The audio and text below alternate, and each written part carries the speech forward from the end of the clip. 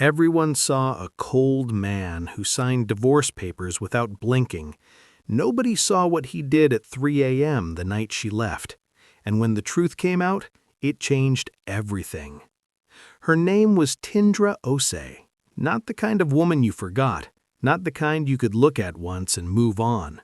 She was tall, deep brown skin, natural hair always twisted up in something beautiful, and she had this laugh, loud and real and completely unashamed, that could fill a whole room without trying.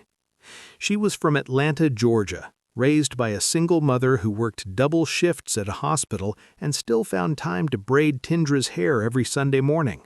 She grew up knowing what hard work looked like, what love looked like when it was tired but still trying. So when she fell for Kaihan, she thought she knew what she was getting into. She didn't. Kaihan was, on paper, everything. 29 years old, Korean-American, born in Seoul, raised in Chicago. His family ran Enterprises, one of the most powerful private holding companies in the Midwest. Real estate, logistics, imports, clean on the surface, but whispered about in certain rooms in ways that made people lower their voices. He was tall, quiet, the kind of man who walked into a restaurant and the whole staff straightened up without being told. He didn't smile often, but when he did, it was slow and rare, and it made you feel like you'd won something. They met in Chicago at a charity gala that Tindra attended with her then boss, a nonprofit director who dragged her along saying, "You need to network, baby, not just bake cakes." Tindra was wearing a burgundy dress she'd found on sale, and her edges were laid to perfection.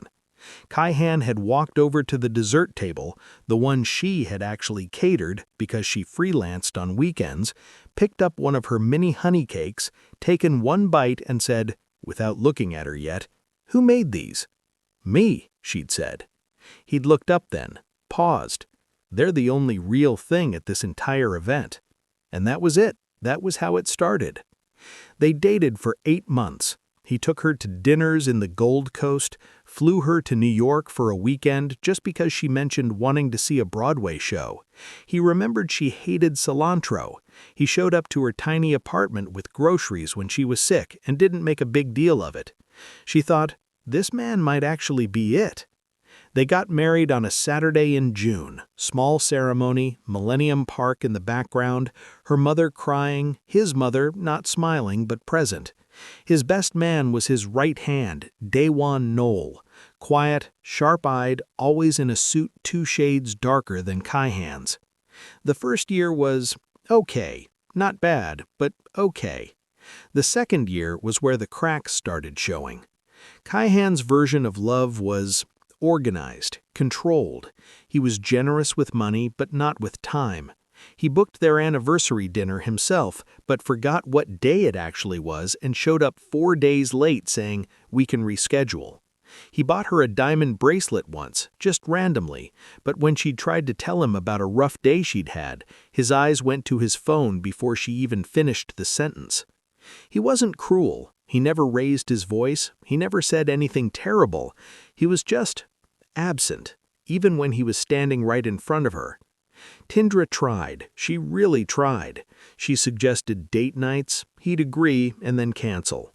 She tried cooking Korean food to connect with his culture. He appreciated it, but didn't say much. She told him she felt lonely sometimes. He nodded and said, "I'll try to be home earlier," and then wasn't. By year 3, Tindra had stopped expecting. She poured everything into her baking, had started selling from home, had a little base of loyal customers who loved her Tindra's Table brand. She had her best friend, Briseis Adeyemi, loud, dramatic, a black woman from Houston who would fly anywhere for Tindra on 20 minutes notice, and she had her mom on FaceTime every Sunday. She told herself she was fine. Then 2 things happened on the same day. The first, she took a pregnancy test on a Tuesday morning in their Lincoln Park penthouse bathroom, and it came back positive. She sat on the cold tile floor for 20 minutes, scared, and also, somewhere underneath the scared, quietly, desperately happy. The second, she found messages. Not romantic messages, not what you'd expect. They were business messages between Kaihan and Unji Kwak. But what made Tindra's whole body go still was not what was said, it was the tone. Warm, personal, familiar in a way Kaihan never was with Tindra anymore. And then one message from Unji. Your mother called me again. She's planning the dinner for next month. I think you should just tell Tindra. She didn't confront him that night. She didn't even cry. She sat with it, let it settle, did her research quietly. She'd always been the kind of woman who needed to know before she spoke. What she found was this. Unji Kwak was a Korean-American woman from Evanston, a law consultant. And Kaihan's mother, Myungja Ri, had been trying to set them up since before Kaihan married Tindra. The family had never fully accepted the marriage, and apparently the conversations between Unji and Kaihan had been going on for months, quiet meetings, lunches. Nothing confirmed as romantic, but the secrecy of it all. The fact that he never said a word, that was the thing that broke it. Not the suspicion, the silence. Tindra called a lawyer friend on a Wednesday, had papers drawn up by Friday. She was 8 weeks pregnant. Her hands were steady, her eyes were dry. On Saturday morning, she placed the divorce papers on Kaihan's desk in his home office. He was sitting there already, working, coffee going cold beside him. He looked up at the papers, then at her. Tindra, he started. I'm not here to argue, she said, calm, completely calm. I'm not here to yell. I just need you to know that I deserve more than what this has been, and I'm done pretending otherwise. He looked at the papers for a long time. His jaw tightened, his fingers pressed flat on the desk. And then, slowly, he picked up the pen and signed. Tindra watched him do it.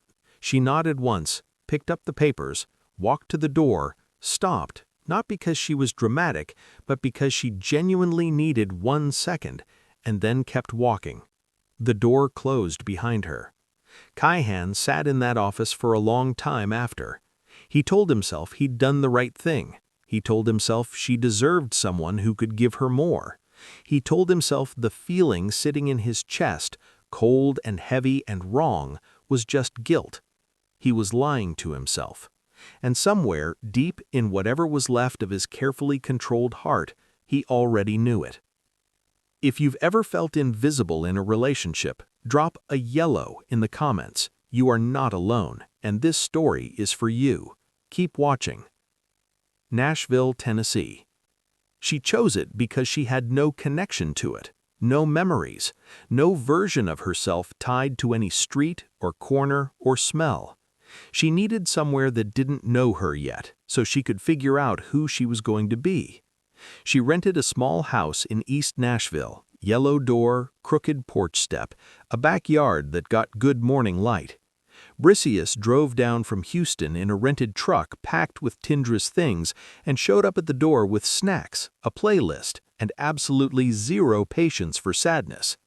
We're not moping, we're rebuilding. There's a difference, she said, carrying in a box labeled Kitchen, Important. I know, Tindra said, rubbing her barely there bump. I know. Briseus stayed for 3 weeks.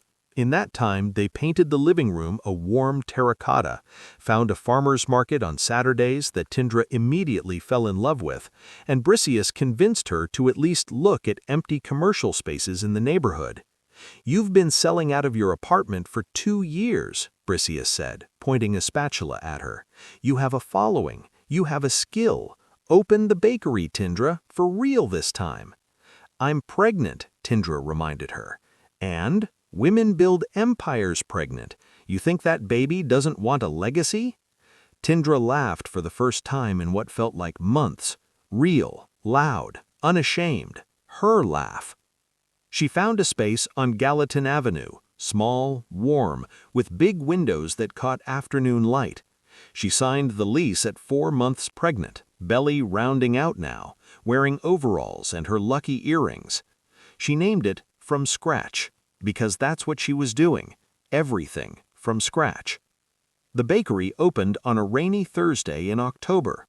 Just Tindra, Briseus on the phone cheering, and a hand-lettered sign in the window. By noon, she'd sold out of her honey cakes, the same ones that had started everything, and had a line of regulars forming by the end of the week. Nashville adopted her like it had been waiting. She made friends. Amorale, a local artist who had the studio space next door and always smelled of paint and green tea. Pastor Hudell, an older man who stopped in every morning for a biscuit and somehow always knew exactly what to say. Her OBGYN, Dr. Fauzia, who was warm and practical and made Tindra feel like she had a whole team behind her. She was good. She was genuinely good, which made what was happening in Chicago all the more strange, because Kaihan Rhee was falling apart. Not visibly, not in ways the outside world could see. He still showed up to meetings, still signed documents, still wore the right suits. But Daewon, who had been with him for 6 years, saw it. The coffee going cold, the long pauses mid-sentence, the way Kaihan would sometimes just stop in the middle of the office and stare at the city through the floor-to-ceiling window like he was looking for something that wasn't there. "You good?" Daewon asked one evening after everyone else had left. "Fine," Kaihan said. He wasn't. "She called the OB this week," Daewon said carefully. He paused. "I'm just saying she's okay." Kaihan's head turned fast. "You're keeping tabs?" "You asked me to make sure she had resources if she needed anything. I'm just—" "She doesn't know?" "Of course she doesn't know." Kaihan turned back to the window. His voice dropped. "Good." He'd hired a small, discreet protection firm, not to watch her, he told himself, just to ensure she was safe. She was still carrying his child. That was all this was: responsibility, duty. He was good at those things. But then he started sending things. First, it was an anonymous fruit and honey delivery to the bakery, local Nashville supplier, no return name. Then a gift card to a baby boutique in Germantown, anonymous. Then a food delivery on a night the weather app said would be bad, Tindra's favorite Thai place, no note. Tindra was not oblivious. "Okay, who is sending me stuff?" she asked Briseus over the phone, standing in the bakery kitchen at 9 p.m., surrounded by trays. "Maybe you have a secret admirer in Nashville," Briseus offered. Briseus? "Okay, fine. It might be your ex-husband." "Why would my ex-husband—" "Because that man is not okay, Tindra. Amarel told me. Amarel doesn't even know Kaihan. I'm just saying, something is off. Don't ignore it." Tindra ignored it. For 3 more weeks, until a woman showed up at her bakery on a Tuesday afternoon. Korean woman, mid-30s, elegant in a way that was also somehow exhausted. She walked in, looked around, looked at Tindra, and said, "You're Tindra. I'm Unji Kwak, and I'm not here for what you think." Tindra put down her spatula. "You have about 30 seconds," she said, "to explain why you're in my bakery." Unji sat down. She did not flinch. "The Rhee family knows where you are, not because of Kaihan, because of his mother, and she's planning to go after your baby after it's born. She's going to use the family's resources, Kaihan's name, without his knowledge, I think, and she's going to argue that a single mother with a new business is not a stable environment." The bakery got very quiet. Tindra felt something cold move through her. "How do you know this?" she asked carefully. "Because Myungja Rhee has been using me as her pawn for 3 years. She wanted me to marry Kaihan. I never wanted to, but I was too deep in family obligations to say no cleanly. I got out 6 months ago." She met Tindra's eyes. "And when I heard what she was planning for your child, I couldn't stay quiet." Tindra stared at her for a long moment. Then she picked up her phone and called Kaihan. He picked up on the second ring. Tindra. His voice, just her name, and something about the way he said it, told her he'd been waiting for this call even though he had no reason to expect it. "Your mother," she said, keeping her voice steady, "is planning to go after my baby." Silence.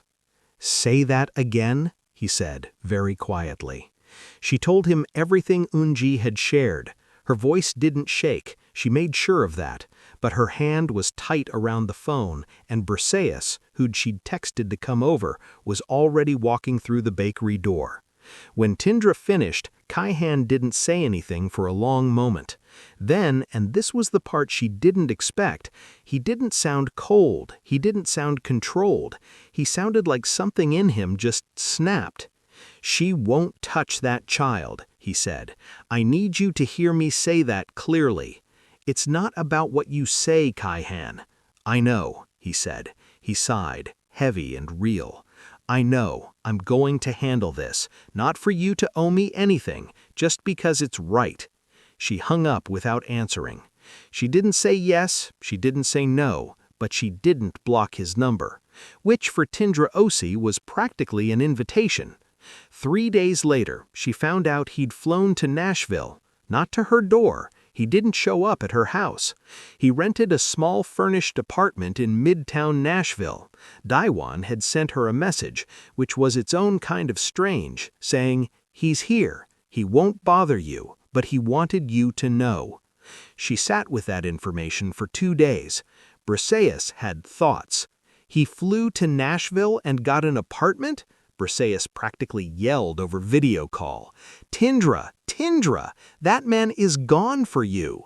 He's here because of the baby situation." He handled the baby situation from Chicago in 48 hours. His mother has already been told to back down. He didn't need to come here for that. Tindra knew. She just wasn't ready to say it out loud yet. What happened next was quiet, slow, not dramatic. He started showing up in her world in small ways. She'd come to open the bakery and there'd be fresh flowers from the Nashville farmers market on the step. Not expensive, not showy, just sunflowers and something purple she didn't know the name of. No card. She started seeing him at the farmers market on Saturday mornings. He wasn't following her, she realized eventually. He'd just started going because she went. He didn't approach her. He'd nod from across the stalls. Once she caught him holding up a jar of local honey with a look on his face like he was studying it, and she almost laughed. Almost. One Saturday, she walked over to him. She didn't plan to. Her feet just decided. "You don't like honey," she said. He looked up. "You remember that? You told me on our 3rd date." Something crossed his face. "I remember every date." She didn't respond to that.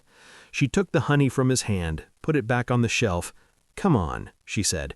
"If you're going to be here, at least learn what to actually buy." And just like that, quietly, without ceremony, he started being part of her Saturdays. They walked through the farmer's market, Tindra pointing at things, him asking questions he probably already knew the answers to, just to keep the conversation going. She was 6 months pregnant now, moving slower, her back aching by noon. He didn't make it weird, he didn't fuss, but when she slowed down, he slowed down. When she stopped to sit on a bench, he just sat too. No big thing about it. They talked, actually talked, in ways they never had during 3 years of marriage. He told her, somewhere between a honey sample and a handmade candle stall, that he was sorry. Not in a formal way, not with a speech, just, "I was bad at being your husband, Tindra. I knew it then, and I didn't do enough to fix it. That's on me." She didn't forgive him, not then, but she listened, and that felt like something. He started coming to from scratch on weekday mornings, just sat at the small corner table by the window, worked on his laptop, ordered a coffee and whatever she recommended, never asked for special treatment, tipped like a normal person, actually better than normal. The regulars liked him eventually. Pastor Odell decided within 2 visits that Kaihan was a man trying to find his way back, and told him so directly, which made Kaihan go very still, and then nod slowly like that was the most accurate thing anyone had said to him in years. Amarelle took longer. She cornered Tindra in the back kitchen one afternoon. "Is that who I think it is?" she asked, gesturing toward the corner table. "Yes," Tindra said.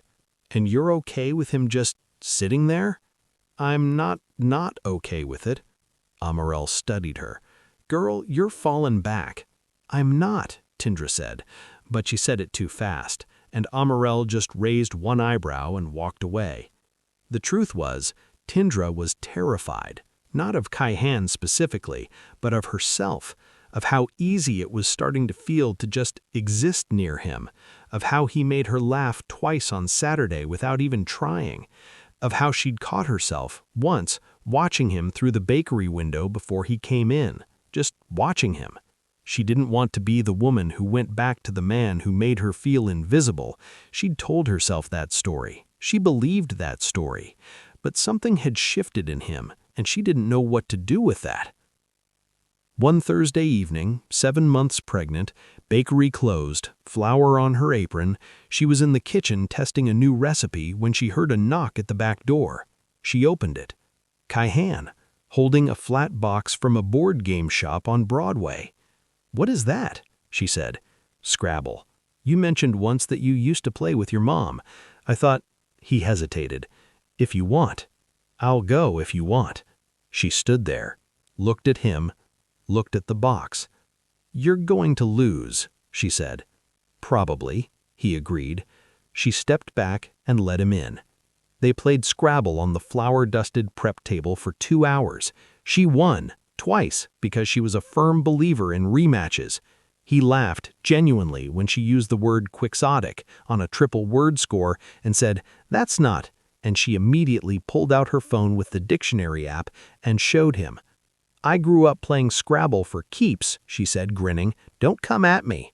He shook his head, still smiling, and she noticed, not for the first time, that his smile was different now, less rare, less guarded, like it had started finding its way to his face easier. She noticed. She told herself she wasn't noticing. She was noticing. Hey, if this story has you feeling all kinds of ways, subscribe and tap the bell right now. New stories drop every week and you do not want to miss what happens next. He started doing other little things, small, specific things that told her he'd been paying attention, not just now, but probably always. He just hadn't been showing it. One morning, he left a book on the bakery step about the history of African-American baking traditions. No note, but it had a sticky tab on a chapter she'd once mentioned briefly in a conversation 2 years into their marriage. She didn't even remember telling him that. He drove her to a doctor's appointment when her car wouldn't start. Didn't ask, didn't make it a big deal, just said, "Day One told me your car's in the shop. I'm free."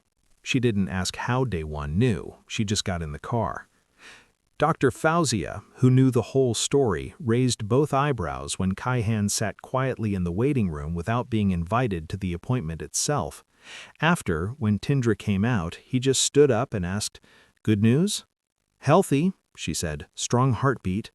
And the look that went across his face just for a second was so completely unguarded that she had to look away. Unji, still in Nashville for reasons of her own, she'd mentioned considering relocating, had become an unlikely friend to Tindra, or not exactly friend yet. Honest company, someone who understood the complicated architecture of the Re-family world without needing it explained. Over tea at Tindra's kitchen table one evening, Unji said, "He's different, you know, from how he was a year ago." "People say that," Tindra said, wrapping both hands around her mug. "I'm not saying it to convince you of anything," Unji said quietly. "I'm saying it because I've watched that family from the inside. The Re-men, they're trained to be walls. His father was, his grandfather was, and Kaihan was perfect at it." She paused. "Until you left, and then whatever training he had just didn't hold anymore." Tindra was quiet. "That's not my responsibility," she said finally. "No, it's not. I'm just telling you what I see." That night, Tindra lay in bed with one hand on her belly and thought about all the versions of love she'd ever been shown. Her mother's kind, tired and steady. Her grandmother's kind, quiet and deep. The kind in movies that was always big and loud and arrived with speeches. And then Kaihan's kind, whatever it was becoming. Small, consistent. showing up to a farmer's market and learning what to buy, sitting at a corner table, bringing Scrabble to a flour-dusty kitchen. Maybe that was love, the real kind. Not the big entrance, just staying, trying, not running from the mess, but walking into it, slowly, with a board game under his arm. She didn't know yet if it was enough, but for the first time in a long time, she didn't shut the thought down completely. She just let it sit there, warm, fragile, possible. The baby came on a cold Sunday in December. Tindra had called Briseis first, who immediately got in her car in Houston, which was a 5-hour drive, and said, "I'm coming, do not let that baby out until I get there," which was not how biology worked, but Tindra appreciated the energy. She'd called her mother second. Her mother cried immediately. She did not call Kaihan. He found out because Day One had apparently maintained a quiet understanding with a moral of all people who texted him at 2 a.m. "It's time, Vanderbilt University Medical Center." Tindra didn't know any of this until after. What she knew was that she was in labor for 11 hours, that Briseis made it with 40 minutes to spare and held her hand the whole time and sang, off-key and completely seriously, every Beyoncé song she could remember. That Dr. Fauzia was steady and calm and said exactly the right things. That her mother was on a video call for the last 2 hours, just there, face on the phone screen, crying and praying and telling Tindra she was strong. And that at 6:47 a.m., a tiny, perfect girl came into the world. Tindra held her and everything else, the divorce, the loneliness, the fear, the long nights, the flour-dusty kitchen and the farmer's market and Scrabble games, and all of it just went completely quiet. "Hey," she whispered. "Hey, I know you. I've been waiting for you." She named her Solène, Solène Osei, not Ri, not hyphenated, Solène Osei. But she gave her a Korean middle name, Buell, which meant star, because Tindra had looked it up one night at 3 in the morning and decided her daughter deserved to carry something of her whole history, even the complicated parts. Solène Buell Osei. Briseis cried. Her mother cried harder. Dr. Fauzia looked genuinely moved. And Kaihan, sitting in the waiting room in a plastic chair in jeans and a plain navy jacket, not summoned, not invited, but there, sat very still when Day One came out to tell him, "She's here, both okay." He pressed his hands together, bent his head for a moment. Nobody saw that part but Day One. Tindra found out he'd been there when the nurse mentioned almost casually, "Oh, is the gentleman in the waiting room family? He's been there since 3 a.m. She'd known immediately who it was. She lay there for a long time thinking about that. A man who showed up at 3 a.m. to sit in a plastic hospital chair for a birth he wasn't invited to, not to make a scene, not to claim anything, just to be close. She sent Briseis out to bring him in. Briseis came back with him. He stood at the door of the room like he wasn't sure he was allowed to breathe too loudly. His eyes went straight to the baby in Tindra's arms. "Come here," Tindra said quietly. He walked over, slowly, stood beside the bed, looked down at Solène, this tiny sleeping person with Tindra's nose and his jaw and her mother's forehead, and said nothing. For a long time, nothing. Then very quietly, "She's real." "Yeah, she's very real." "Can I—" He stopped, started again. "Can I hold her?" Tindra looked at him, at his face, at the complete and total absence of any wall, any control, any coldness she'd ever seen in him. Just a man, undone. "Support her head," she said. He held Solène with both hands, careful and exact, like he was holding something so valuable that even gravity felt like a threat. Solène shifted, made a small sound, and then settled against him. And that was it. Whatever Kaihan Ri was before that moment, however cold, however controlled, however good at being absent, ended right there. Briseis, who had decided to visit Nashville every month now and was half convinced to move there, sat with Tindra one evening while Selene slept and said, gently but directly, "You are not going back to what it was. It's not the same situation. You're not the same person, and look at him, he's not the same person. The question isn't whether you're scared, the question is whether you're going to let the fear make the decision for you." Tindra stared at the ceiling. "What if I let him in and it breaks again?" "Then you survive it," Briseis said simply, "like you survived it the first time. But Tindra, what if it doesn't?" Something settled in Tindra's chest. Not completely, not all at once, but something. Meanwhile, Kaihan had been doing something Tindra didn't fully know about. He'd spent 3 months systematically dismantling the underground side of Re-Enterprises, not under pressure, not because someone forced him, because when he held Selene for the first time, he looked at this tiny, perfect person and thought, clearly, maybe for the first time in years, I don't want this world anywhere near her. It cost him. Certain partnerships dissolved, certain people were unhappy, there were tense conversations and quiet threats that he handled without blinking, because that, at least, was something he still knew how to do. Daewon had watched all of it and said, one evening over takeout boxes in the Nashville apartment Kaihan had officially extended the lease on, "You know you're rebuilding the whole thing." "I know," Kaihan said. "For her?" Kaihan shook his head slowly. "For me, because she made me realize I was running something I didn't even want to be running. I was just," he stopped, "following the blueprint my father left, never actually looked at it and asked if I wanted it." Daewon nodded. "She doesn't even know you're doing this," Daewon said. "No," Kaihan said, "and I'm not doing it for her to know. I'm doing it because it's right." That was the moment Daewon decided Kaihan was going to be okay. He asked Tindra to go somewhere with him on a Saturday in February. Selene was 6 weeks old. Briseis was in Nashville for the weekend. He'd asked Briseis first, "Is it okay if I take her out for a few hours, just us?" which had made Briseis physically cover her mouth to hide her smile before saying very casually, "Sure." He took Tindra to Centennial Park. Cold day, clear sky.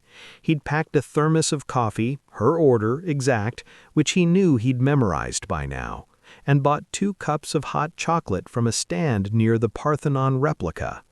They walked slowly, Tindra bundled in her coat, and he talked. He told her what he'd been doing with the business, all of it, the parts she didn't know, not as a brag, not as a bargaining chip, just honest, like he was placing something on the table and saying, "Here, look, this is what I've been doing when you weren't watching." She listened to the whole thing without interrupting. When he finished, she said, "You didn't do that for me." "No," he said. "You did it for you, and for Selene, and because it was right." She nodded slowly. "That's the most grown-up thing you've ever said to me." He half smiled. "I'm catching up." They stood by the edge of the park lake, side by side, cups of hot chocolate going warm in their hands. The park was mostly empty. A couple of joggers, a dog, the gray winter sky doing that thing it does sometimes in Tennessee where it looks like it can't decide between clouds and light. "Kaihan," she said. "Yeah." "I'm still scared." "I know," he said quietly. "I need things to be different, not just now, consistently different." "I know," he said quietly. "I need you to talk to me, actually talk, not just be in the room." "I know," he turned to look at her. "I'm not asking you to trust me right now, I'm just asking you to let me keep showing up, and then, one day, you decide what you think." She looked at him, at this man who had signed divorce papers without a fight, and then flown to Nashville and gotten an apartment, and gone to farmers markets and brought Scrabble, and sat in a hospital waiting room at 3 a.m. "You're going to have to do a lot of Saturday farmers markets," she said. The corner of his mouth lifted. "I've actually started to like them." "Don't push it," she said. But she was smiling. Spring came to Nashville like a long exhale. The bakery bloomed along with everything else. Tindra added a new line of baby shower cakes that went half viral on her Instagram. Amarel painted a mural on the from-scratch exterior wall, warm colors, a woman's hands holding bread dough, a small star in the corner that only Tindra knew was for Celine. Celine, at 4 months old, had opinions about everything. She had her father's serious expression and her mother's dramatic timing. She would stare at something with complete intensity and then suddenly break into the biggest gummy smile anyone had ever seen. Kaihan would do something completely undignified like make airplane noises with a wooden spoon just to get that smile, and Tindra would watch him from across the room like, who is this person? He was there a lot now. Not every day, they still had their own spaces, but enough. He came on Saturday mornings and they went to the farmer's market together, Celine and a carrier on his chest, which never stopped being a sight. He'd stand there at a produce stall looking completely focused and distinguished, while a 4-month-old chewed on the edge of his jacket collar. The farmer's market vendors loved him. He didn't know how to bargain and paid full price for everything without question, and Pastor Odell had officially decided he was community. They went on a road trip in April, just the 3 of them. Kaihan driving, Tindra in charge of the playlist, Celine sleeping in the car seat like traveling was something she was born to do. They drove through Great Smoky Mountains National Park, stopped at overlooks, ate bad diner food in a small town in Tennessee that turned out to be surprisingly excellent, and got caught in a brief rain shower that they waited out under a gas station awning, laughing at nothing in particular. In a motel room in Gatlinburg, 2 separate rooms, one with a crib for Celine, Tindra sat on her bed that evening and thought, "This is it, isn't it? This is what it was supposed to look like. Not perfect, not dramatic, just this." The next morning, Kaihan bought Celine a small stuffed black bear from a gift shop and bought Tindra a hand-stamped bracelet from a local jewelry maker that said in tiny letters, "From scratch." She put it on and didn't take it off. "You remembered," she said, turning her wrist. "I remember everything," he said simply. And she believed him. That was the thing. She finally believed him. Right now, if you're still watching and this story has your whole heart, share this video with someone who needs to hear that love can be rebuilt. Not perfectly, not quickly, but really. You know someone. Send it to them. They weren't officially back together, not labeled, not announced, but Brazias, who had absolutely completely moved to Nashville in May. "The rent is decent and my best friend is here. I'm not explaining myself," called it from a mile away. "You 2 are together," she said, eating a croissant at the bakery counter. "We're not labeled," Tindra said. "Tindra, he has a key to your house. For Celine emergencies. He organized your whole spice drawer last Tuesday. He said it was bothering him. He bought you slippers because you said your feet were cold. Slippers, Tindra." Tindra pressed her lips together hard. "I'm just saying," Brazia said, "you might want to tell him what you're feeling, because he already knows, and he's waiting, very patiently, which is not natural for him, by the way, and you know it." That evening, Kaihan came over for dinner. He cooked. He'd been learning, had a whole situation going with cooking videos and Daewon occasionally coaching over the phone, which was hilarious to imagine, and it was actually really good. Korean braised beef that he served with rice and kimchi he bought from a Korean grocery in Nashville's Nolensville Road corridor. Celine, in her little seat, supervised.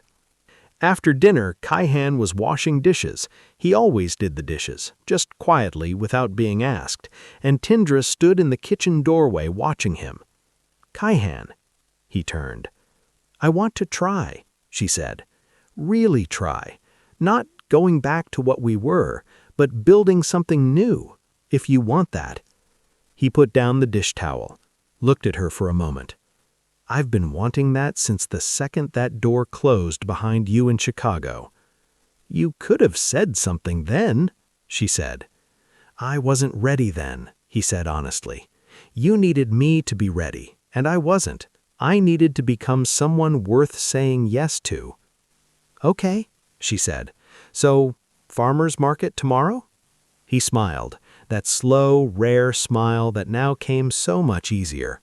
"I'll bring the tote bags." "You have tote bags now?" "3. Day one is very concerned." She laughed, out loud, loud and real. Celine, from her seat, made a sound that was definitely a laugh, too, or close enough. They both looked at her and then at each other, and there it was. Not a fairy tale, not a movie ending, just a kitchen with clean dishes and a laughing baby, and two people who had broken each other by accident and rebuilt themselves on purpose. A love that had been dismantled and constructed from scratch. Which was, when she thought about it, the only kind she'd ever trusted anyway. Months later, Yoonji would open a small law practice in East Nashville, 2 streets from the bakery. Daewon would visit from Chicago more often than strictly necessary. Brazius would start dating the man who sold lavender bundles at the farmer's market and would deny it enthusiastically for 2 months before everyone just waited her out. Tindra's mother would come for Thanksgiving and meet Kaihan properly for the first time and say, "After studying him for a full 10 minutes over sweet potato pie, he looks at you the way your daddy used to look at me before he figured himself out," which was all the endorsement Tindra's mother had ever given anyone, and it was everything. Myung-jae Ri, Kaihan's cold, calculating mother, was a different, longer story. One that involved a very firm conversation, a lot of silence, and eventually, slowly, a grandmother who would hold Celine on a video call and say things quietly in Korean that Kaihan would translate as, "She says Celine is beautiful." Baby steps, real ones. And Celine Biol Osei, star, the thing that cracked the coldest man in Chicago wide open, grew up knowing exactly who she was. She had her mother's laugh and her father's focus, and she would, years later, tell her own daughter, "My parents built their love twice. The second time, they built it right." Which was, in the end, the whole story. Not about perfection, not about some man becoming perfect or some woman forgiving too easy. Just about 2 people, complicated, real, human, who chose to build something true. From scratch, in Nashville, with sunflowers on the step and Scrabble at a flour-dusty table, and a tiny girl named Celine that made everything worth it. And if this story moved you, if you felt something, if you saw yourself in Tindra or in Kaihan or in Brazius cheering from the sidelines, comment below and tell me which moment got you the most. I read every single comment and I want to know. And if you haven't subscribed yet, what are you waiting for? There are more stories coming that will hit just as hard, maybe harder. Don't miss them.